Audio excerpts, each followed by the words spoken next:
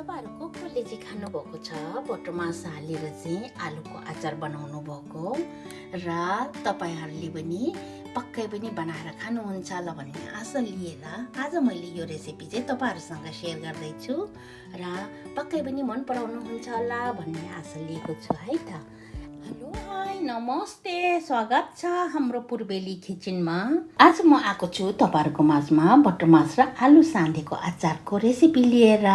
अब बनाउन सुरु गरौँ है त। यो भिडियो बनाउनु भन्दा पहिला त म सरी भन्न चाहन्छु, धेरै दिनपछि म भिडियो लिएर आउँदै छु। मैले चाहिँ आलुलाई उसिनेर केलाएर रेडी पारेको छु। अब चाहिँ यो काट्छु है त।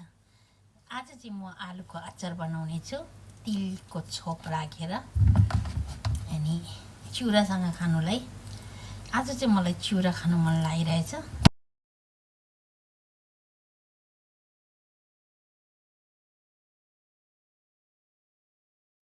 मैले प्याज पनि काटिसकेको छु। प्याजलाई चाहिँ म यसरी मसिनो सिर्का हातमै यसरी काट्छु।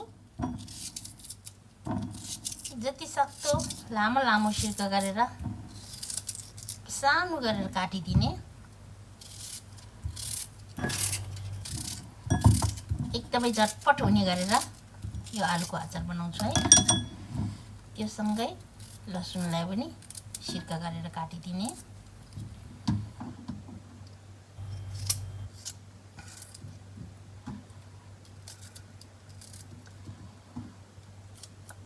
लसुन थोरै काटिदिन्छु म एउटा बोलमा खनाइदिन्छु। यो डिब्बाबाट चाहिँ बोलमा खनाइदिन्छु आलुलाई। मैले आलुलाई बोलमा खनाइसकेको छु। अब चाहिँ म तिल भुट्छु है त।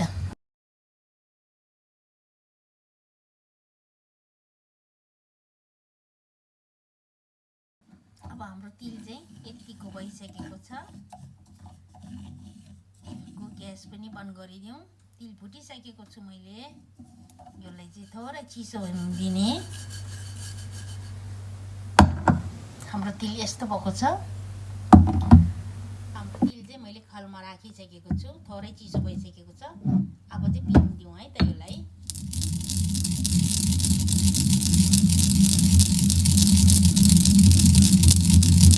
आलुको अचार बनाउँदाखेरि चाहिँ तिल चाहिँ हातले नै खलमा एकदम पिनेको चाहिँ एकदमै मिठो हुन्छ।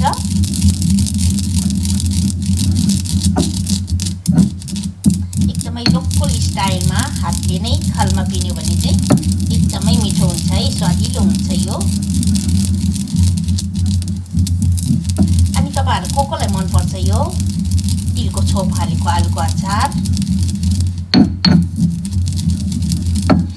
आज एकदमै सादासँग हरियो खोर्सानी हालेर चाहिँ तिल छोप राखेर चाहिँ आलुको अचार बनाउने छु है त। हाम्रो तिल चाहिँ यस्तो भएको छ।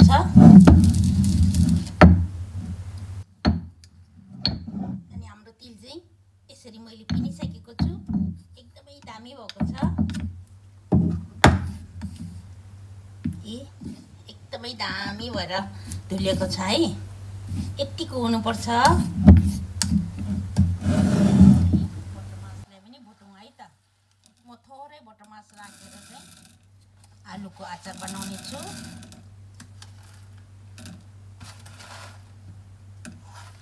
यो बटर मासलाई पनि मजाले भुट्ने।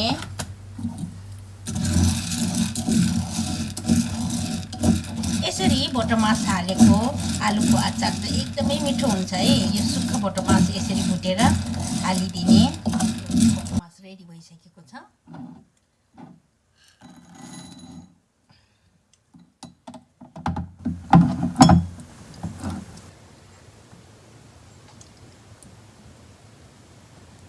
यही कराई चाहिँ युज गर्छु प्याज र लसुन अनि हरियो खोर्सानी भुट्नको लागि। तपाईहरुको कसले चाहिँ खानुभएको छ बटर मास हालेर चाहिँ आलुको अचार बनाउनु भएको र तपाईहरुले पनि पक्कै पनि बनाएर खानुहुन्छ ल भन्ने आशा लिएर आज मैले यो रेसिपी चाहिँ तपाईहरुसँग शेयर गर्दै छु र पक्कै पनि मन पराउनुहुन्छ होला भन्ने आशा लिएको छु है त। अब बनाउन सुरु गरौँ बटर मास हालेको आलुको अचार। अब हाम्रो तेललाई तातो गरिदिउँ र त्यो सँगसँगै प्याजलाई पनि हालिदिउँ है त।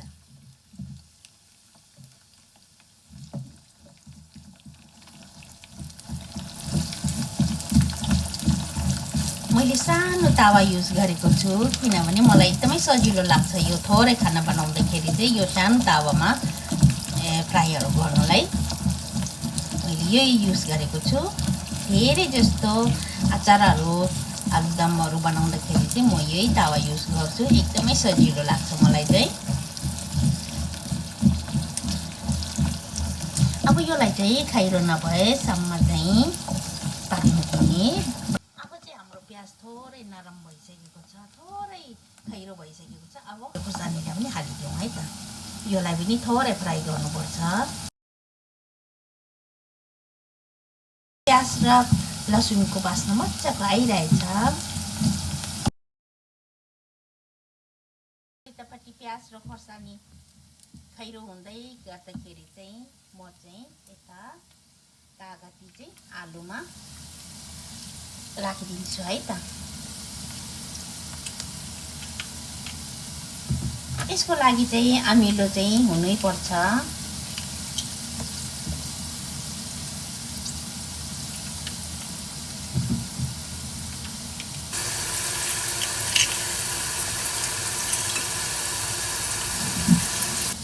मैले कागती पनि हालिसकेको छु। अब यतापट्टि प्याज पनि खैरो हुनु लागिसकेको छ। खोर्सानी पनि थोरै खैरो भइसकेको छ। स्वाद अनुसारको नुन हालिदिने।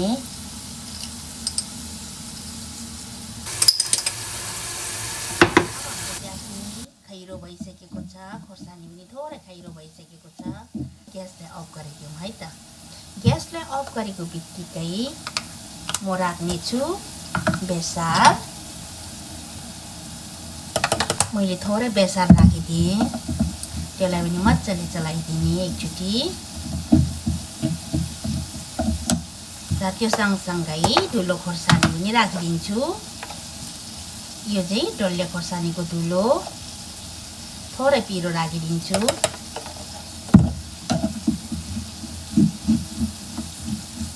यो रेडी भइसकेको छ। अब राखिदिउँ यो माथि, यसरी आलुमाथि खनाइदिने।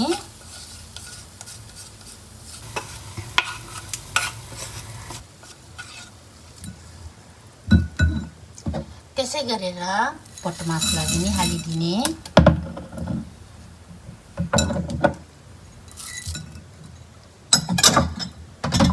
त्यसै गरी तिललाई पनि राखिदिने। अब चाहिँ डल्ले खोर्सानी हालेको भएको हुनाले चाहिँ मैले चाहिँ पन्जा लगाएर आएको छु। पन्जा लगाएर चाहिँ मोल्दिने है त।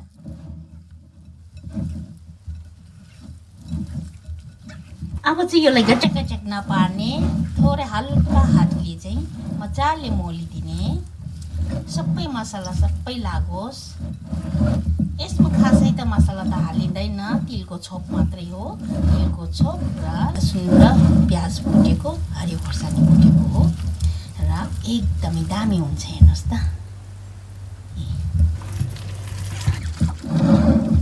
धेरै गचक गचक गरेर मुछ्यो भने चाहिँ ल्याक्दा हुन्छ अनि राम्रो देखिँदैन। यसले चाहिँ हल्का हातले यसलाई मिक्स मात्रै गरिदिने। एकदमै दामी हुन्छ है। तपाईँहरूले पनि बनाएर खानुहोला। पटमास र आलु साँधेको अचार एकदमै मिठो हुन्छ। अनि यो मेरो रेसिपी कस्तो लाग्यो, जस्तो लाग्यो त्यस्तै कमेन्ट गर्नुहोला। ल म चाहिँ डाइनिङमा आएको छु है त। हेर्नुहोस् त, वाउ, एकदमै दामी भएको छ। मैले अचार मोलिसकेको छु। हेर्दै खाउँ खाउँ लाग्दो भएको छ। यो हेर्दा मात्रै होइन, खाँदा एकदमै मिठो हुन्छ। यो बटमाससँग आलु मिक्स गरेर, आलु र बटमास साँधेको अचार चिउरासँग खाने हो है त आज।